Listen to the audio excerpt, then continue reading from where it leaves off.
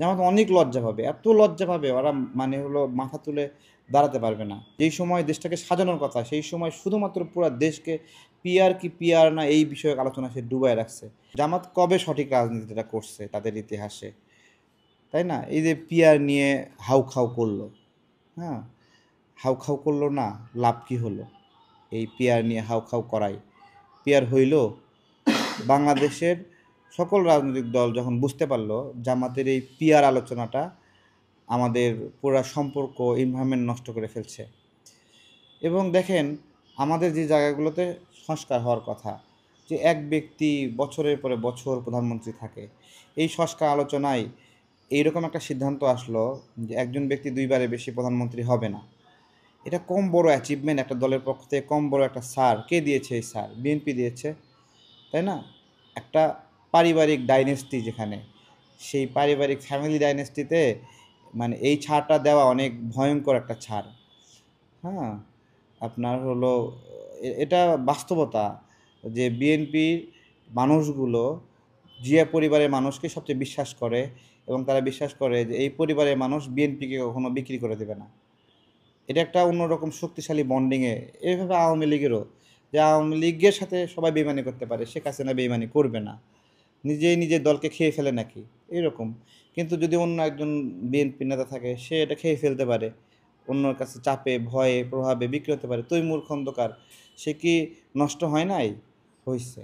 তো সেই জায়গা থেকে এই যে ২ বারের বেশি প্রধানমন্ত্রীর বিষয়ে ছাড় আসা, তারপরে আপনার হলো প্রধান বিচারপতি নিয়োগে বিরোধী দলের কনসার্ন নেওয়া, তারপরে নির্বাচন কমিশনে নিয়োগে সেখানে বিরোধী দলের কনসার্ন নেওয়া, ডেপুটি স্পিকার পদে বিরোধী দল থেকে নেওয়া, এরকম গণতান্ত্রিক হওয়ার জন্য বড় বড় সিদ্ধান্ত আমাদের এই সংস্কার আলোচনায় হয়েছে। এই প্রাপ্তিগুলোকে বাদ দিয়ে জামাত নিয়ে আসলো যে পিয়ার কি পিয়ার না, ঠিক আছে? তো এই পিয়ারে দেশের কোনো স্বার্থ আছে নাকি শুধু জামাতেরই স্বার্থ আছে? এগুলো আস্তে আস্তে সব প্রকাশ যখন পেয়ে যাচ্ছে তখন জামাত লজ্জা পাচ্ছে। জামাত অনেক লজ্জা পাবে, এত লজ্জা পাবে ওরা মানে হলো মাথা তুলে দাঁড়াতে পারবে না। যে কাজটা করছে, যেই সময় দেশটাকে সাজানোর কথা সেই সময় শুধুমাত্র পুরা দেশকে পিয়ার কি পিয়ার না এই বিষয়ক আলোচনা সে ডুবায় রাখছে।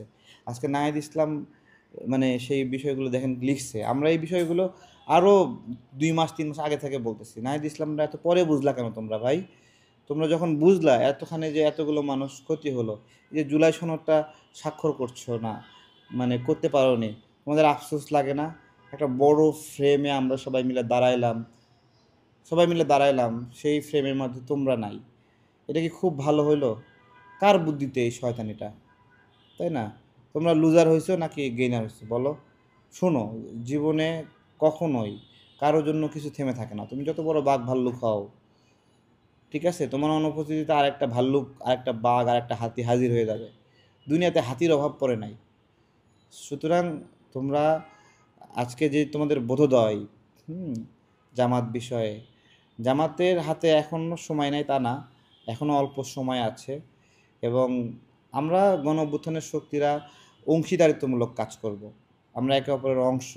সেখানে এমন একটা পলিসি জামাত এগোচ্ছিল যে বিএনপি তাদের বিরোধী, হ্যাঁ? এবং জান প্রাণ দিয়ে আপনারা চেষ্টা করছেন বিএনপিকে চাঁদাবাজ প্রমাণ করার জন্য, তাই না? তা আপনাদের নামে চাঁদাবাজির নিউজ হইছে না কিছু? হইছে না? আপনি শক্তি কম, আপনি কম চাঁদা নেন। আরেকজনের শক্তি বেশি, ও চাঁদা বেশি নেয়। যেদিন আপনার শক্তি বেশি হবে সেদিন কি আপনি চাঁদা খাইবেন না? খাইবেন না? একটা বাস স্ট্যান্ড, একটা অটো স্ট্যান্ড সরকার নিয়ন্ত্রণ করে, পুলিশ নিয়ন্ত্রণ করে। পাশাপাশি বাস স্ট্যান্ড এবং টেম্পু স্ট্যান্ড আছে। ২ দিন পর পর মারামারি হয় না কেন বলেন তো?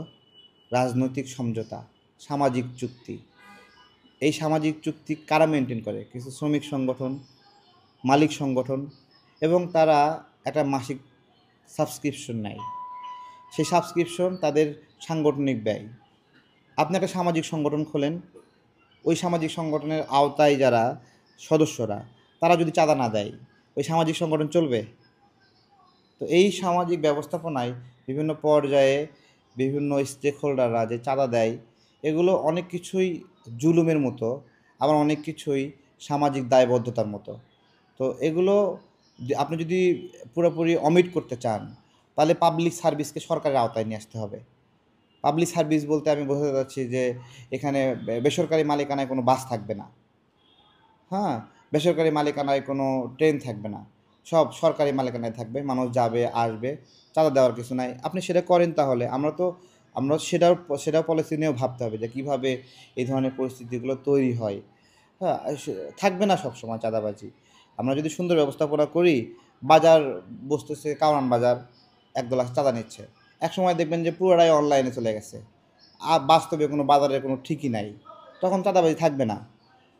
তো আমাদের এই সমাজটা ধীরে ধীরে আপগ্রেড হচ্ছে, অসঙ্গতি দূর হচ্ছে, এগুলো দূর হবে। কিন্তু জামাত গণঅভ্যুত্থানের পরে যেভাবে বিএনপিকে শত্রু হিসেবে নিয়ে, শুধু বিএনপি না, আমরা যারা একটু জামাতের সমালোচনা করছি, পুরা বাপ মা তুলে গালি দেওয়া, একবার ১৪ গোষ্ঠী উদ্ধার করা, এগুলো তারা কতটুকু ঠিক করছে তারা একসময় লজ্জা পাবে।